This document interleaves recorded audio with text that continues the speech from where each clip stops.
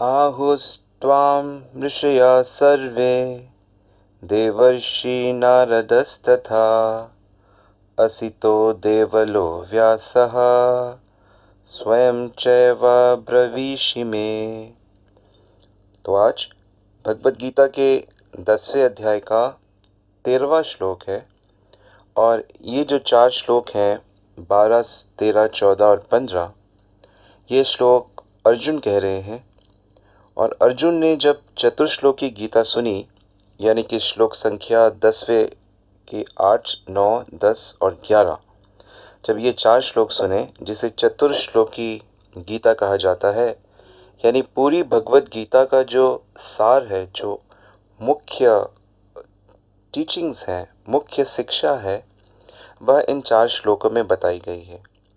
यह बताया गया है कि भगवान ही सभी चीज़ के कारण हैं, सब चीज़ें भगवान से ही उत्पन्न होती हैं। और जिस व्यक्ति को ये बात समझ आ जाती है कि भगवान उसके और सबके सब कुछ हैं, सब कुछ भगवान पर ही निर्भर है, उसका आनंद भी भगवान पर निर्भर है, तो वह व्यक्ति पूरी तरह से भगवान के भजन में लग जाता है। जब वह भगवान का भजन करता है तो वह शुद्ध होने लगता है और उस शुद्धता में वह भगवान के विषय में दूसरों से बात करता है, भगवान की चर्चा होती है और इस चर्चा में उसे दिव्य आनंद प्राप्त होता है। तो ऐसी भक्तों से प्रसन्न होकर भगवान उन पे विशेष कृपा करते हैं कि उनकी जो भी अज्ञान है उनके हृदय में, वे सब भगवान उसको समाप्त कर देते हैं। और भगवान ऐसे भक्तों को जो भजन कर रहे हैं और भगवान के विषय में चर्चा करते हैं, दूसरों को बताते हैं, ऐसा ज्ञान, ऐसी बुद्धि उनको प्रोवाइड करते हैं कि वो बहुत आसानी से इसी जीवन में भगवान को प्राप्त कर ले। तो जब अर्जुन ने ये सब सुना तो वो बहुत प्रभावित हुआ और वो भगवान की इस कृपा को से इतना उसके हृदय में आनंद हुआ कि वे भगवान का गुणगान करने लगा। और जिसमें उसने 12वें श्लोक में कल कहा था कि आप ही परम ब्रह्म हो, आप परम गति हो, आप परम पवित्र हो, आप आदि पुरुष हो, अजन्मा हो आप। तो भगवान को अर्जुन ने अजन्मा कहा। अजन्मा का अर्थ होता है जो जन्म नहीं लेते। तो कितना बड़ा रहस्य है। हम कुछ भी ऐसा नहीं देखते जो जन्म नहीं ले रहे, और भगवान एक ऐसी पर्सनालिटी है जो दिखता है कि वो जन्म ले रहे हैं। हम उनकी जन्माष्टमी मनाते हैं कि उन्होंने जन्म लिया, वो प्रकट हुए, पर वास्तव में भगवान जन्म रहित हैं। ये इतना बड़ा रहस्य है कि ये समझ में नहीं आता। हालांकि भगवान देवकी वसुदेव जी को, नंद यशोदा जी को अपने माता पिता रूप में स्वीकार करते हैं, परंतु फिर भी भगवान अजन्मा है। तो इस बात को समझना है। और फिर अर्जुन कहते हैं आज के श्लोक में कि मैं आपको ऐसा इसलिए स्वीकार करता हूँ क्योंकि बड़े बड़े ऋषियों ने आपको स्वीकार किया है, जिसमें सबसे पहले देवर्षि नारद जी, असित, व्यास और देवल ऋषि, इन्होंने आपको परम भगवान के रूप में स्वीकार किया है। और आप स्वयं भी ये बात मुझे कह रहे हैं, तो मैं आप पे अब पूरा विश्वास करता हूँ और अब मैं वैसे ही कार्य करूँगा जैसे आप मुझे उपदेश दे रहे हैं, जैसे इंस्ट्रक्शंस आप मुझे दे रहे हैं। तो अर्जुन ने भगवान को परम अथॉरिटी के रूप में स्वीकार कर लिया और उसने कुछ महान अथॉरिटीज़ को यहाँ पर उनका उदाहरण दिया है। तो आइए इन महान दिव्य पुरुषों के विषय में थोड़ा जानें। पहली बात तो ये समझनी है कि बहुत से पर्सनालिटीज़ हैं जो हमसे बहुत महान हैं। हमारी समस्या ये है कि हम उनको स्वीकार नहीं करते।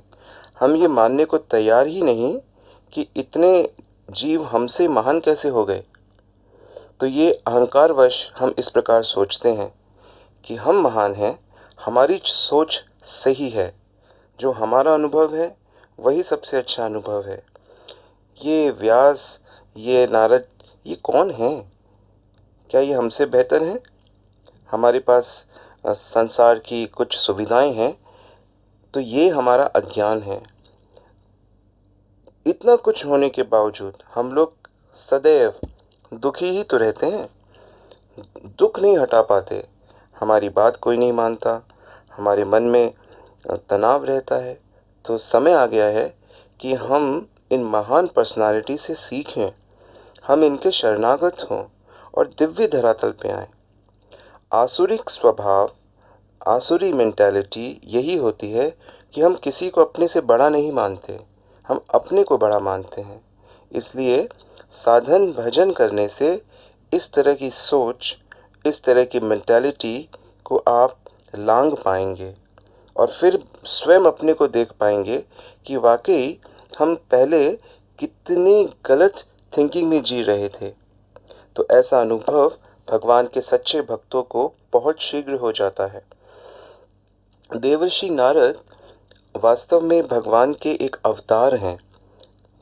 सुखदेव गोस्वामी जब भगवान के 24 अवतार गिनाते हैं तो तीसरे अवतार के रूप में नारद जी को गिनाते हैं।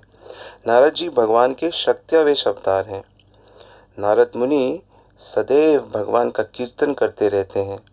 उनके पास एक सुंदर वीणा है और उस वीणा में वो सदैव भगवान का गायन करते रहते हैं। क्यों गायन करते रहते हैं?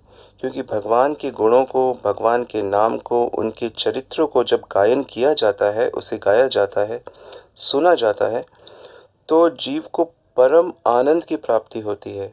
तो यही नारद जी का सुख है। नारद जी का सुख भगवत गुणगान में है। और जब नारद जी के मुख से ये सब गाथाएं, ये सब ग्लोरीज दूसरे लोग सुनते हैं, तो दूसरे जीव जो संसार के समुद्र में गिरे हुए हैं, भोगों की गंदी दुनिया में गिरे हुए हैं, उनके जीवन में भी एक आनंद शुरू हो जाता है।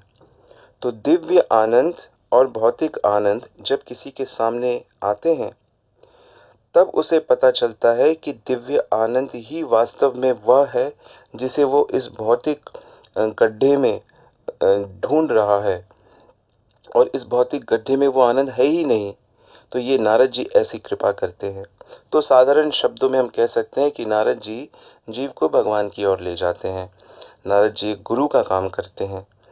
और बहुत से महान भक्त हुए हैं जिन्हें नारद जी भगवान तक लेके गए हैं, जिसमें ध्रुव जी का नाम बड़े प्रेम से लिया जाता है, जो 5 वर्ष की अवस्था में ही जिन्होंने भगवान विष्णु को इतना प्रसन्न कर दिया कि भगवान वैकुंठ छोड़ के उनके सामने प्रकट हो गए। और मधुबन में, मथुरा के पास ध्रुव ने भगवान की 6 महीने तक बहुत सुंदर उनका कीर्तन किया, उनकी तपस्या की, उनका ध्यान लगाया। ये सतयुग की बात है। और ओम नमो भगवते वासुदेवाय नामक मंत्र ध्रुव जी ने जपा, क्योंकि सतयुग में यही मंत्र जपा जाता था। लेकिन कलयुग में हरे कृष्ण महामंत्र का जाप किया जाता है। हरे कृष्ण कृष्ण कृष्ण हरे हरे, हरे राम राम राम हरे हरे।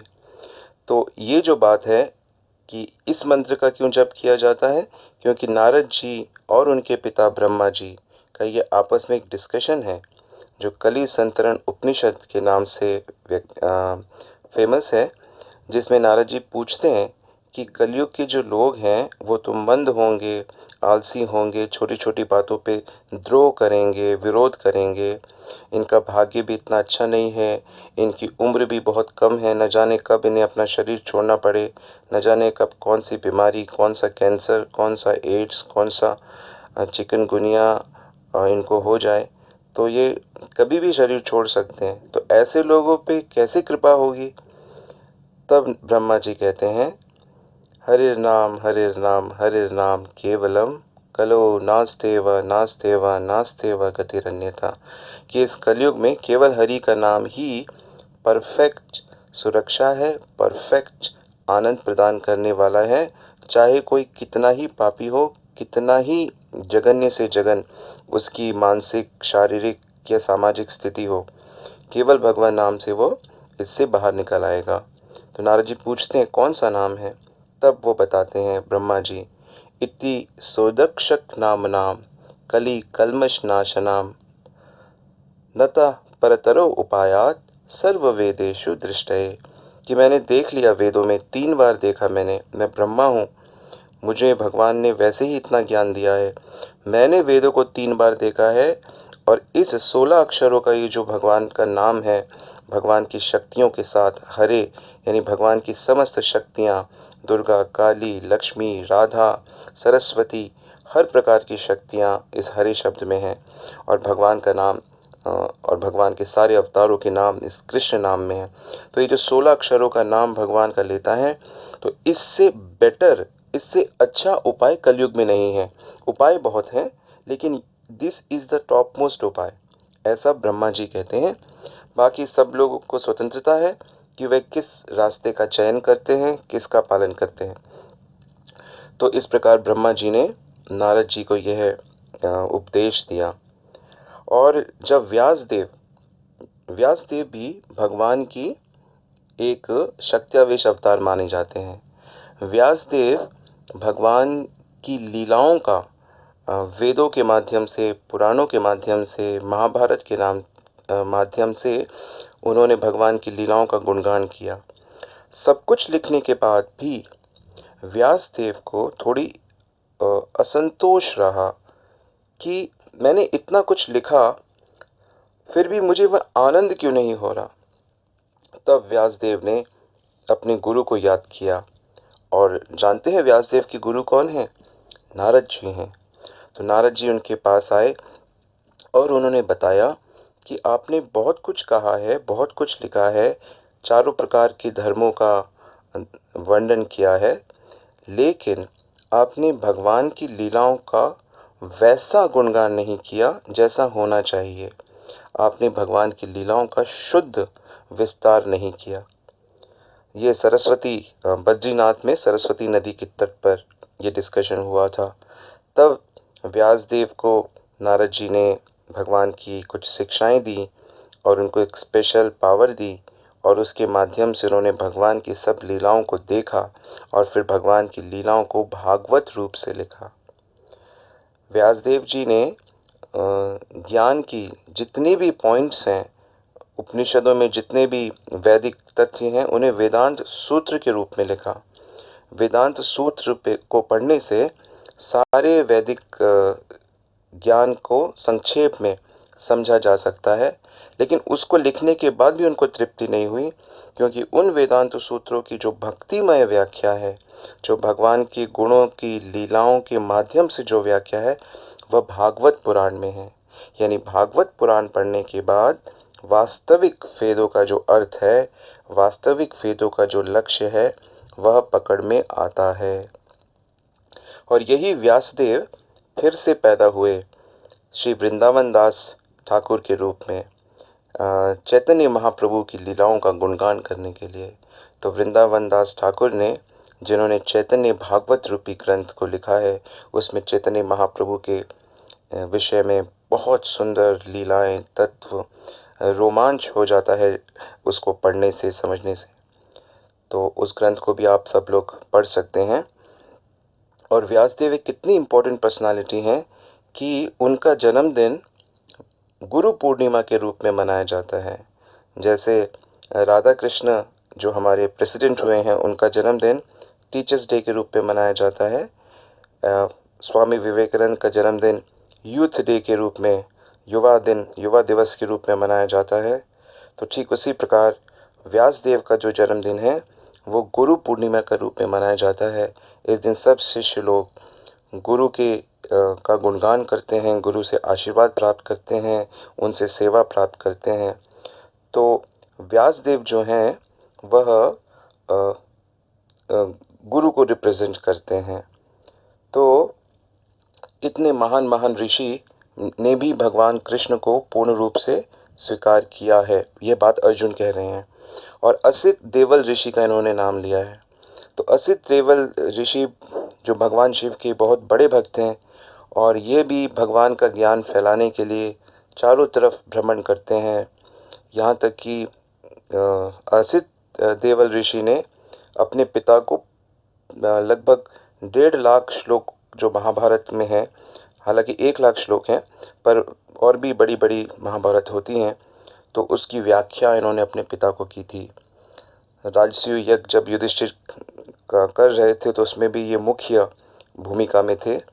और भगवान ने तो भागवत में यहाँ तक बताया है कि धीराणाम देवलो अस्मिन, कि धीर ऋषियों में, जो स्टडी हैं, जो अपने में पूरी तरह से दृढ़ हैं, मैं उसमें देवल और असित हूँ, मैं वह हूँ। और ऋषियों में मैं व्यास हूँ और देव ऋषियों में मैं नारद हूँ। इस प्रकार ये जो 3 पर्सनालिटीज़ के नाम अर्जुन ने लिए हैं, तो कृष्ण इन्हें अपनी विभूति बताते हैं। तो ये बहुत ही महान ऋषि हैं और ये हमारे मन को जानते हैं, ये सब कुछ जानते हैं, ये भूत भविष्य सब जानते हैं। तो इन ऋषियों से हमें प्रार्थना करनी चाहिए, इन ऋषियों का हमें आशीर्वाद लेना चाहिए कि हमें भी उनके जैसा श्री कृष्ण के प्रति भक्ति हो, उन और भगवान के प्रति हमारा भी लगाव हो, और हमें भी उनके जैसे भगवान का संग मिले और हम भी उनकी तरह भगवान का गुणगान कर सकें, हम भी भगवान की सेवा कर सकें और ये चीज़ हमें शीघ्र से शीघ्र प्राप्त हो। ऐसी प्रार्थना इन ऋषियों से करेंगे तो अति शीघ्र आप सब पे बहुत कृपा हो जाएगी। हरे कृष्णा।